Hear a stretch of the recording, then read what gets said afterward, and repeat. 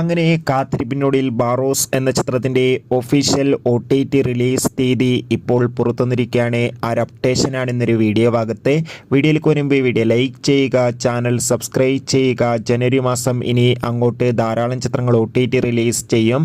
നമ്മുടെ ചാനൽ ഭാഗം പരിശോധിച്ചാൽ നിങ്ങൾക്ക് ആ വീഡിയോയൊക്കെ കാണാൻ വേണ്ടി സാധിക്കുന്നതായിരിക്കും. മോഹൻലാൽ നായകനെത്തി മോഹൻലാൽ തന്നെ സംവിധാനം ചെയ്ത ചിത്രമായിരുന്നു ബാറോസ്. ചിത്രത്തിന് കാര്യമായ വിജയം സ്വന്തമാക്കാൻ വേണ്ടി സാധിച്ചില്ല.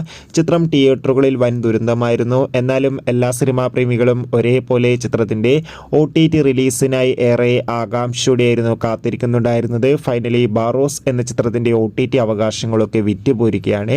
ചിത്രത്തിൻ്റെ OTT അവകാശങ്ങളൊക്കെ ഡിസ്നി പ്ലസ് ഹോട്ട്സ്റ്റാർ എന്ന OTT പ്ലാറ്റ്ഫോമും സാറ്റലൈറ്റ് അവകാശങ്ങൾ ഏഷ്യാനെറ്റും സ്വന്തമാക്കിയെന്ന് കൺഫേം ആക്കിയിട്ടുണ്ട്.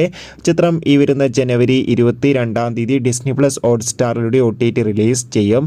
എന്തായാലും നമുക്ക് ബാറോസ് എന്ന ചിത്രത്തിൻ്റെ OTT റിലീസിനായി കാത്തിരിക്കാം. ചിത്രത്തിന് വേണ്ടി എത്ര പേര് കാത്തിരിക്കുന്നത് കമൻറ്റ് ചെയ്യുക. അടുത്തൊരു വീഡിയോയിൽ കാണും വരെ ബൈ.